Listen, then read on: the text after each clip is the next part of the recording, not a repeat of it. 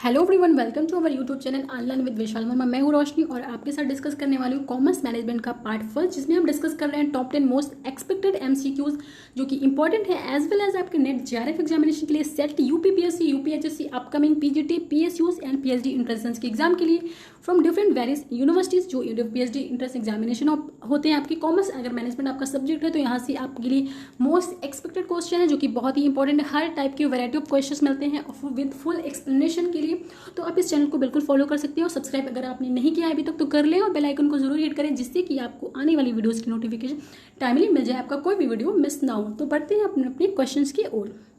तो हमारा पहला क्वेश्चन है, which among the following does not belong to the models of individual behaviour.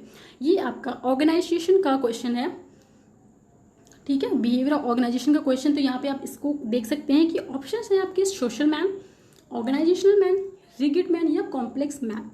तो यहाँ पे हम अगर बात करें कि ये क्या पूछ रहा है, कि इसमें ये पूछ रहा है कि कौन सा जो मॉडल्स है इंडिविजुअल बिहेवियर का वो बिलोंग नहीं करता है, वो डज नॉट फॉलो। तो ये हम देखते हैं ऑप्शंस में। इसके बाद हम इसका ऑप्शन हमने देख लेते हैं, इसका आंसर देख लेते हैं। आंसर आपका है सी। एक्सप्लेनेशन अगर हम बात करें कि कौन सी जो बिहेवियर है इन ऑर्गेनाइजेशन में जो इंडिविजुअल मॉडल्स की फॉलो किए जाते हैं वो है rational economic man, social man, organizational man and the self actuating man and complex man. तो आपका जो सी ऑप्शन है रिगिड मैन का, ये बिल्कुल ऑप्शन नहीं है आपका। मॉडल्स ऑफ बिहेवियर का कोई भी ऑप्शन ये नहीं सही है। तो ये आपके 5 जो है मॉडल्स इंडिविजुअल बिहेवियर है जो कि आपका ऑर्गेनाइजेशन के पार्ट होते हैं। नेक्स्ट क्वेश्चन है, who is the propounder of the operant conditioning theory. Operant conditioning theory आपने पढ़ा भी होगा, ये हमारे फर्स्ट पेपर में भी इंपॉर्टेंट है। तो इसे किसने प्रोपाउंड किया था, यहाँ पे ये पूछ रहा है। ऑप्शंस हैं आपके पास, B F Skinner, B Elton Mayo, C Chester Barnard Shaw, D David McLean. इसमें से कौन सा ऑप्शन करेक्ट है, इसके लिए राइट आंसर इसका देख लेते हैं। ऑप्शन ए इसका करेक्ट है, बी एफ स्किनर ने दिया। तो ऑपरेंट कंडीशनिंग की थ्योरी क्या थ्योरी है ये देख लेते हैं। ऑपरेंट जो है एक तरह से डिफाइन की जाती है बिहेवियर को, जो इफेक्ट डालता है कि किस तरह से हम एक कोई चीज़ करें तो उसका इफेक्ट क्या रहे, तो ये ऑपरेंट कंडीशनिंग है। ऑपरेंट कंडीशनिंग जो थ्योरी है बी एफ स्किनर के द्वारा दी गई। उन्होंने बताया था कि जो इंडिविजुअल है अगर emit response that are rewarded and will not emit response that are either not rewarded or are punished, यानी कि कोई ऐसा जो एक तरह से बिहेवियर होता है, इसमें the relationship between behaviour and consequences is explain in the operant condition. यानी कि इस तरह से एक तरह का बिहेवियर होता था जिससे कि कंडीशनिंग की जाती है कि अगर जैसे कि इसमें ये थ्योरी थी कि जो रोटी देते थे तो कुत्ता वो आता था रोटी लेने, हर रोज आता था, तो इसलिए उस तरह का बिहेवियर उसका हो गया था। रोज हम ऐसे बेल बजाएंगे तो वो आएगा और रोटी उसको मिलने वाली है। तो इस तरह से इसका एक बिहेवियर जो है उसकी कंडीशनिंग कर दी गई थी। तो यहाँ पे ये देखा जाता है कि उस बिहेवियर की कंडीशनिंग की थी उसका क्या इफेक्ट पड़ रहा है। ये होती है आपकी ऑपरेंट कंडीशनिंग थ्योरी, जो कि रिलेशनशिप दिखाती है बिटवीन बिहेवियर एंड कॉन्सिक्वेंसेस, जो कि एक्सप्लेन किए गए हैं आपके ऑपरेटिंग कंडीशनिंग में, जो कि दिया था बी एफ स्किनर ने। नेक्स्ट क्वेश्चन है हमारा, what is meant by negative punishment in operant conditioning theory. Same ऐसी क्वेश्चन है कि क्या नेगेटिव पनिशमेंट होता है जो कि ऑपरेंट कंडीशनिंग थ्योरी में दिया जाता है। ऑप्शन है आपके, A add something to increase behaviour, B add something to decrease behaviour, C remove something to increase behaviour, या D remove something to decrease behaviour. इसका राइट ऑप्शन आपका है D, remove something to decrease behaviour. एक तरह से ये negative punishment होती है ऑपरेटिंग कंडीशनल थ्योरी में कि हम कुछ रिमूव कर रहे हैं जिससे उसका बिहेवियर जो है वो कम हो जाता है। Remove something to decrease behaviour को कम करने के लिए कुछ रिमूव करते हैं वहाँ से। ये देखिए सकते हैं यहाँ पे इस तरह कॉलम बनी हुई कि पॉजिटिव स्टिमुलस में जो इन्फॉर्मेंस होता है जिसमें पनिशमेंट क्या मिलती है, पॉजिटिव इन्फॉर्मेशन इन्फोर्समेंट होता है तो आपको पॉजिटिव पनिशमेंट मिलती है। अगर आपका नेगेटिव स्टिमुलस है यानी कि नेगेटिव री इन्फोर्समेंट है तो आपको नेगेटिव पनिशमेंट मिलती है। तो ये तरह से आपकी ऑपरेटिंग कंडीशनिंग की जो होती है जिसमें नेगेटिव आपका पनिशमेंट मिलती है। नेक्स्ट क्वेश्चन है, the group structure is defined as the layout of a group. ऐसा जो स्ट्रक्चर डिफाइन किया जाता है जिसे हम बोलते हैं ले out of a group, it is a combination of which among the following. इसमें से कौन उसका जो कॉम्बिनेशन है फॉलो करते हैं, देख लेते हैं। यहाँ पे कुछ कॉम्बिनेशन दिए हुए हैं ऑप्शंस में कि कौन सा स्ट्रक्चर है वो फॉलो करता है जिसे हम कर सकते हैं कि layout of a group है। ऑप्शंस है, A group roles norms, group friendly attitude, B है reference group status, social loafing, social dispute, C है cohorts, group demography, group harmony, D है group roles, conformity, workplace behaviour, status, cohesiveness. इसका right option देख लेते हैं। इसका right option है option D, जिसमें है आपका group roles, conformity, workplace behaviour, status या कोहेसिवनेस। इसका राइट ऑप्शन है आपका डी, जो कि मैंने बता दिया है। एक्सप्लेनेशन है आपका जो ग्रुप स्ट्रक्चर है वो कहा जाता है एक तरह से लेआउट ऑफ अ ग्रुप, जिसमें से आपका आता है कॉम्बिनेशन, ग्रुप रोल होते हैं, उसमें रेफरेंसेस ग्रुप होते हैं, स्टेटस होता है, सोशल लोफिंग, कोहर्ट्स होते हैं, ग्रुप डेमोग्राफी होता है, norms, conformity, workplace behaviour, status and cohesiveness होता है आपका एक तरह से। ये इसे हम लेआउट ऑफ ग्रुप बोलते हैं, पूरे ग्रुप स्ट्रक्चर को। नेक्स्ट क्वेश्चन हमारा, what are the points mentioned in the job description.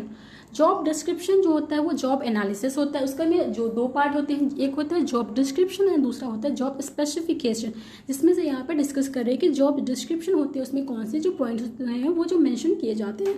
तो ऑप्शन है यहाँ पे A job title, job location, machines to be used या क्वालिफिकेशन, बी है जॉब समरी, रिपोर्टिंग टू या एक्सपीरियंस, सी है hazards, job details, job title या job location, D है क्वालिफिकेशन, एक्सपीरियंस, ट्रेनिंग या स्किल्स। जो जॉब डिस्क्रिप्शन में कौन से पॉइंट आने वाले हैं इसके लिए राइट आंसर देख लेते हैं। इसका राइट आंसर है option C, hazards, job details, job title and job location.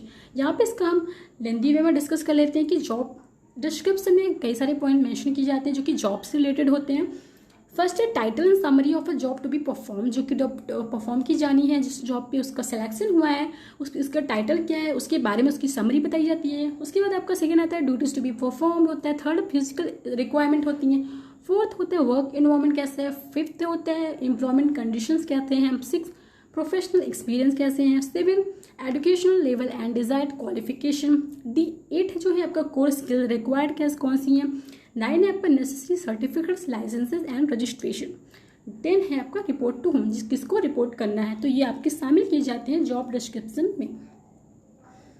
Next question है आपका, what is the correct sequence of selection process. Selection process का करेक्ट सीक्वेंस क्या है, यहाँ पे ये पूछा है। तो काफ़ी लेंदी प्रोसेस है इसमें दिए हुए हैं। तो आपको सबसे पहले आपको ये पता होना चाहिए कि व्हाट इज द, इसमें आपको याद ही करना पड़ेगा कि किस तरह से एक सिलेक्शन होता है, उसका भी एक प्रोसेस आपको याद है। तो ज़्यादा जो आपको यहाँ पे एलिमिनेशन देखना पड़ेगा, फटाफट एलिमिनेशन करना पड़ेगा कि काफ़ी बड़ा लेंदी क्वेश्चन आपको आंसर दिख रहे हैं यहाँ पे ऑप्शन में, ऐसे ही क्वेश्चन आते हैं। तो एक और मैं आपको बात बता दूं कि जो सिलेक्शन होता है और एक रिक्रूटमेंट होता है। रिक्रूटमेंट को अगर हम बात करें कि रिक्रूटमेंट एक तरह से पॉजिटिव होता है, क्योंकि रिक्रूटमेंट में कोई भी फॉर्म को फिलअप कर सकता है, ठीक है। बट सिलेक्शन एक तरह का नेगेटिव प्रोसेस होता है, क्योंकि सिलेक्शन में ओनली जो रिक्रूटमेंट में बहुत सारे लोगों ने फॉर्म फिल किए होते हैं, बट जो सिलेक्शन होता है उसमें से कुछ ही का होता है, इसलिए एक तरह से ये नेगेटिव प्रोसेस होता है। तो इसमें से आपको देखना है कि जो करेक्ट सीक्वेंस क्या है सिलेक्शन प्रोसेस के। इसके लिए सीधा मैं आपको ऑप्शंस पे आपको आंसर्स पे ले सकती हूँ ताकि आपका टाइम वेस्ट ना हो। आंसर डी इसका राइट आंसर है। सबसे पहले हम क्या करते हैं, प्रिलिमिनरी इंटरव्यू होता है, फिर हम उसके बाद रिसीविंग एप्लीकेशन करते हैं, उसके बाद स्क्रीनिंग ऑफ एप्लीकेशंस होता है, उसके बाद एम्प्लॉयमेंट टेस्ट होता है, फिर एम्प्लॉयमेंट इंटरव्यू होता है, फिर फिजिकल कॉम्बिनेशन होता है, फिर चेकिंग रेफरेंसेज होते हैं, उसके बाद आपका फाइनल सिलेक्शन होता है। तो ये था हमारा सिलेक्शन प्रोसेस, जिसमें से आपके ये सारे जो भी प्रोसेस है वो फॉलोअप किए जाते हैं। नेक्स्ट क्वेश्चन है हमारा, which is the correct socialization process. Correct socialization process का क्या प्रोसेस है देखते हैं इसमें ऑप्शंस में। ए है pre arrival stage, encounter stage या मेटामॉर्फोसिस स्टेज, बी है आपका pre arrival stage, Metamorphosis stage या एनकाउंटर स्टेज, सी है आपका अराइवल स्टेज, मेटामॉर्फोसिस स्टेज या एनकाउंटर स्टेज, डी है आपका pre arrival stage, Metamorphosis stage या एंड स्टेज। इसमें से इसका राइट ऑप्शन क्या है, करेक्ट सोशलाइजेशन प्रोसेस होता है आपका एक तरह से socialization is the process of adopting the organizations norms, value, culture, believes and working procedure. यानी कि सोशलाइजेशन अगर हम एक तरह से ऑर्गेनाइजेशन में सोशलाइजेशन क्या होता है तो वहाँ पे एक तरह से होता है कि अडॉप्ट कर रहे हैं हम किसी तरह का नॉर्म्स, वैल्यूज, कल्चर्स, उसके बिलीव क्या है, वहाँ पे वर्किंग प्रोसीजर कैसी होती है, तो हम उसे सोशलाइजेशन का नाम देते हैं। वहाँ पे आपकी स्टेजेस फॉलो की जाती है, जिसमें आपका होता है प्री अराइवल स्टेज, जिसमें से सबसे पहले आपकी प्री एंट्री होती है। एम्प्लॉय को बताया जाता है उसकी बेसिक इन्फॉर्मेशन के बारे में, नॉलेज दिया जाता है, रूल्स और रेगुलेशंस रिगार्डिंग जो उसकी जॉब होती है, responsibilities and before they join the organization. तो होता है आपका प्री अराइवल स्टेज।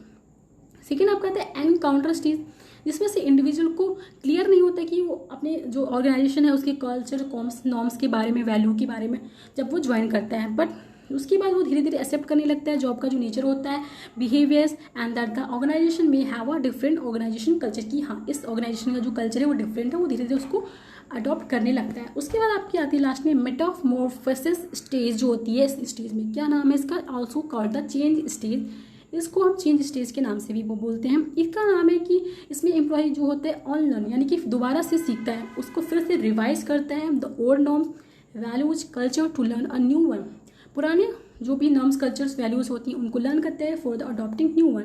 एम्प्लॉय जो होता है फुली एक्सेप्ट होते हैं ऑर्गेनाइजेशनल नॉर्म्स एंड वैल्यू को। इसमें से ये एक ऐसी स्टेज होती है जिसमें कि जो एम्प्लॉय होते हैं वो फुली तरह से एक्सेप्ट कर लेता है what is the organization norms and rules, ठीक है, वैल्यूज। तो ये आपकी थी सोशलाइजेशन प्रोसेस की 3 स्टेजेस थी आपकी यहाँ पे, pre arrival, encounter stage and Metamorphosis stage. आपका ए ऑप्शन यहाँ पे करेक्ट था। देखते हैं नेक्स्ट क्वेश्चन है हमारा, which among the following points are correct regarding distress. यहाँ पे डिस्ट्रेस है यानी कि कुछ थोड़ा सा प्रॉब्लम है, वहाँ पे कॉन्फ्लिक्ट पैदा हो गई है, तो उसमें से कौन सा ऑप्शन आपका करेक्ट होने वाला है यहाँ पे ये देखना है। तो ABCD ऑप्शंस हैं। ए ऑप्शन आपका motivates focus energy is a short term, is perceived as within our coping abilities, feeling exciting, improves performance. B है आपका इज परसीव्ड एज डिस्ट्रेस, किस तरह से पॉइंट को रिगार्ड करते हैं, यानी डिस्ट्रेस की यहाँ पे मीनिंग बता रहे कि what is the distress, is perceived as a within our coping abilities, feeling exciting, improves performances, decreasing performances, can lead to mental and physical problem. C है आपका कॉजेज एंजाइटी और concern, can be short और long term, is perceived as outside of coping abilities, feel unpleasant feel करता है, decrease performance, can lead to the mental and physical problem. D है पर can be short और long term हो सकता है, is perceived as outside of coping abilities, feels pleasant, increase performance, या can lead to mental and physical problem. तो इसमें से कौन सा डिस्ट्रेस को ऑप्शन है वो करेक्ट करता है ये आपको देखना है। इसका राइट ऑप्शन मैं बता दूँ, इसका राइट ऑप्शन है ऑप्शन सी। जब वो कॉज वो कहते हैं एंजाइटी होती है और कंसर्न होता है उसके बाद में ये शॉर्ट लॉन्ग टर्म दोनों हो सकती है। एक तरह से ये आउटसाइड भी हो सकती है, किसी को कॉपी एबिलिटीज़ हो सकती है जिसमें वो अनप्लीजेंट फील करता है, उसकी परफॉर्मेंस जो भी वो डिक्रीज हो जाती है। इस तरह से वो मेंटल और फिजिकल प्रॉब्लम को लीड कर सकता है, उसको मेंटली या फिजिकली दोनों ही प्रॉब्लम हो सकती है। तो यहाँ पे डिस्ट्रेस जो था करेक्ट ऑप्शन, उसका ऑप्शन था सी, जिसमें कि 2 टाइप के स्ट्रेस भी हैं। एक होता है यू स्ट्रेस होता है, इस पॉजिटिव स्ट्रेस होता है, एंड जो डिस्ट्रेस होता है वो नेगेटिव स्ट्रेस होता है जिसमें उसकी मेंटल कंडीशन खराब हो जाती है, जिसमें वो फिजिकली भी हार्म हो सकता है, उसके परफॉर्मेंस पे भी असर पड़ता है। जिसमें ये डिस्ट्रेस था जो इस तरह के नेगेटिव होता है, बट ये जो यू स्ट्रेस होता है वो एक पॉजिटिव स्ट्रेस होता है जिसमें वो और अच्छे से काम करने लगता है। नेक्स्ट क्वेश्चन है हमारा, the 4 steps of emotional intelligence are. कौन से 4 स्टेप हैं जो कि इमोशनल इंटेलिजेंस को हमारे दिखाते हैं। ऑप्शंस आपको यहाँ पे दिए हुए हैं ABCD। हम इसका करेक्ट राइट ऑप्शन देख लेते हैं क्योंकि ऑप्शन बड़े होने की वजह से टाइम थोड़ा चला जाता है, इसलिए आपका टाइम वेस्ट ना हो, सेव हो, इसलिए मैं सीधा ऑप्शन पे आपके आंसर पे ले जाती हूँ इसको। इसका आंसर था ऑप्शन बी, यानी कि जो इमोशनल स्टेजेस हैं उसकी इमोशनल इंटेलिजेंस की क्या स्टेजेस हैं। सेल्फ अवेयरनेस होनी चाहिए, self management, social awareness and relationship management.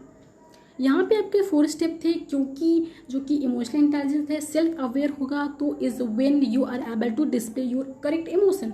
आप अगर अवेयर होंगे सेल्फ से तो आप अपने इमोशंस को करेक्ट फॉर्म में दिखा सकते हैं। सेल्फ मैनेजमेंट जो होता है when you direct emotion in a positive way. आप अगर अपने आप को सेल्फ मैनेजमेंट रखते तो अपने डायरेक्ट वे में कहाँ पे आपको दिखाना है, कहाँ पे आपको नहीं दिखाना है अपने इमोशंस, तो आप उसे दिखा सकते हो, वो भी पॉजिटिव वे में।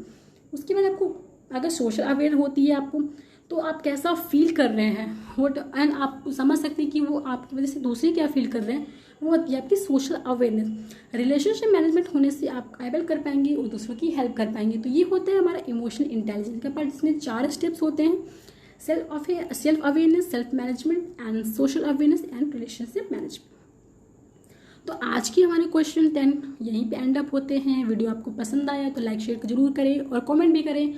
व्हाट्सएप और टेलीग्राम से जरूर जुड़ जाएं क्योंकि इसकी जो PDF है आपको मैं वहाँ पे ही इसको दे दूँगी, पूरी PDF की एक अटैच करके कंबाइंड फॉर्म में, जिसमें से सारे क्वेश्चन आप फिर से रिवाइज कर पाएँ। और हमारे जो टेलीग्राम का है उसका नेम यही है अनलर्न विद विशाल वर्मा, वहाँ से भी आप जुड़ सकते हैं और अपने दोस्तों के साथ ज़्यादा से ज़्यादा इसके शेयर करें जिससे इसका बेनिफिट सभी उठा पाएँ। तो हम मिलते हैं अपने नेक्स्ट वीडियो में, तब तक के लिए thank you very much, have a nice day.